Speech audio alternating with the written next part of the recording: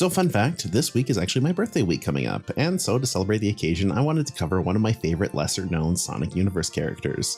That character there is Captain Metal, because honestly, who doesn't love the idea of Metal Sonic becoming some kind of interdimensional robot pirate? Our story would start off right after the events of the Super Genesis wave, in which Sonic's world would experience a soft reboot. After this period, both Amy and Cream found themselves accidentally teleported into Blaze's world, and they'd kind of be stuck there for the time being. So while in the world, they would help assist Blaze in finding the 7 Soul Emeralds. Our story would start off in the middle of naval combat, with Marine being my favorite Australian character, and Amy proving herself to be an absolute machine while she would smack bombs away. Meanwhile, Cream would be there more so for moral support, but also she would save Marine, which would become an ongoing trend throughout the story. Now, as it turns out, this enemy vessel holds the final Soul Emerald that Blaze had been searching for. Blaze and her crew, however, would unfortunately be no match for the advanced firepower that this ship was packing, which included a Gatling gun and as well as a barrage of bombs. So with that, Blaze would then head out to the ship to go toe-to-toe with its captain, leaving Marine to lead the show, a sight that understandably would worry both Amy and Cream. Now, while boarding the enemy ship, Blaze would end up meeting with Bean the Dynamite, who found himself also in this new world and would, for the moment, maybe work with Blaze. Now, quick aside, I think this is also the first time I've ever seen it mentioned that Bean is a duck.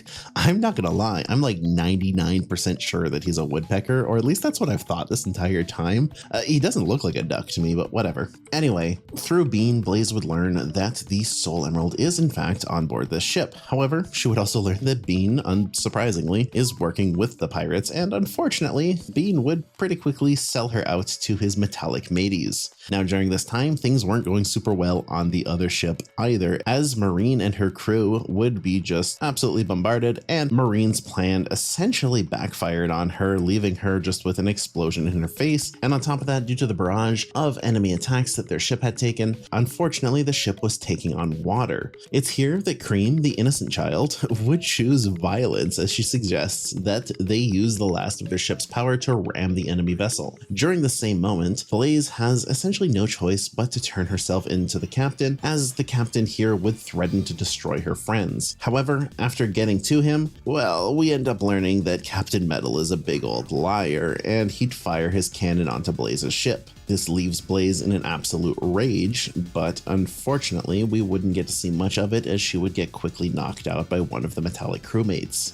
But it's here that we finally get to see our new Metal Sonic, who now is living as Captain Metal in all of his glory. And I've got to say, this might hold the candle for the coolest Archie exclusive design. I really like it. It's super creative. Now, Amy, Marine, and Cream would just narrowly survive all of this. They would wind up hiding away inside of an explosive crate, and what's interesting here is that they're the only ones we've seen that have survived. However, very clearly on board the ship previously, there were koalas. So like, what happened to them?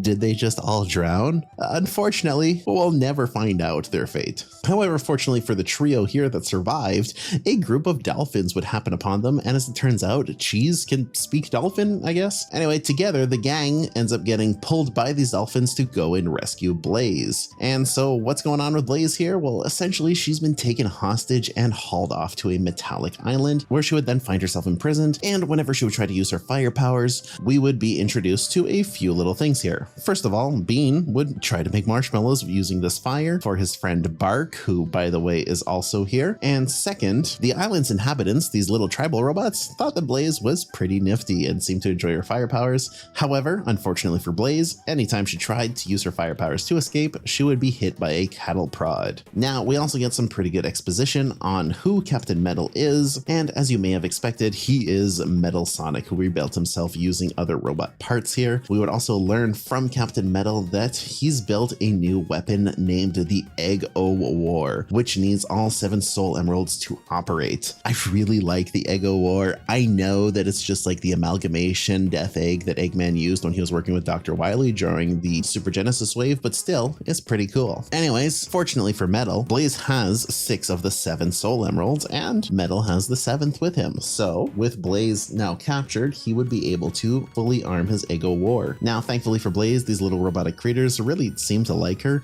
and so they would end up going to find Blaze's friends who just got to the island, that being of course the Amy and Cream as well as Marine, and they would lead them over to Blaze to help break Blaze out. However, during this time, while Amy and Cream would tend to Blaze, Marine would have other plans, and essentially that was to go and confront Captain Metal head on because she was pretty peeved that her ship was destroyed. So Marine goes in directly and thankfully is saved in the nick of time by Cream before Captain Metal can do anything to her. During all of this chaos, Blaze would then work on breaking herself out, and to complicate things even further, a metallic kraken would show itself below.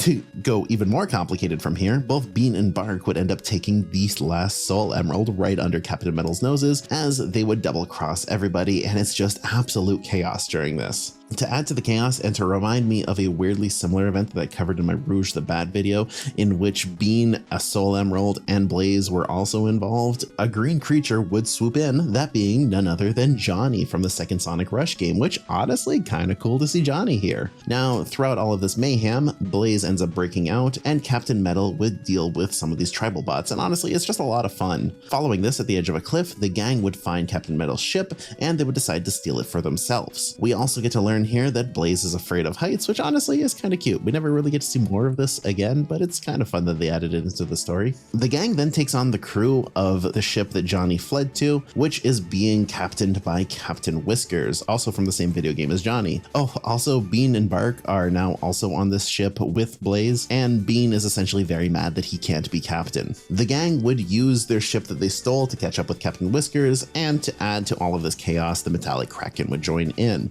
Now, this kraken seems to be more or less impervious to any attack, but with maybe an explosive in its mouth, they could beat it, which sounds very much so like a video game boss. Thankfully, the gang here has Bean, who apparently can just materialize explosives out of thin air, which honestly wasn't something I knew he could do. Like, I knew that he had explosives with him, I just didn't know that he could like will them into existence. That's kind of a crazy power. Anyways, yes, of course, they throw a giant bomb into his mouth, it blows up the Kraken's gone. He wasn't that big of a threat, but he was pretty cool, and it's a fun story. Now, with the Kraken defeated, Captain Whiskers would end up falling towards the water where he would drop the Soul Emerald, and who would recover it? Well, it would be none other than Captain Metal, who would snag it from a submarine. Also, this guy, I guess throughout all of the chaos, had time to upgrade himself and looks even cooler. He's got this cool crab motif going on with all these crazy legs and a big old crab claw. I really like it. So an all-out battle breaks loose, and Blaze and Captain Metal make their way into the Egg of War. I particularly really like that during this conflict, some bots just decide to hop into the ocean and walk the ocean floor rather than dealing with Bean, which honestly valid, that dude's crazy. Now in the Egg of War, Blaze ends up getting temporarily beaten, and she's taken into this machine that will essentially use her power mixed with the Soul Emeralds to operate the Egg of War's engine. I actually think this is a really cool idea, and I'd like to see it elaborated on further. Using the main character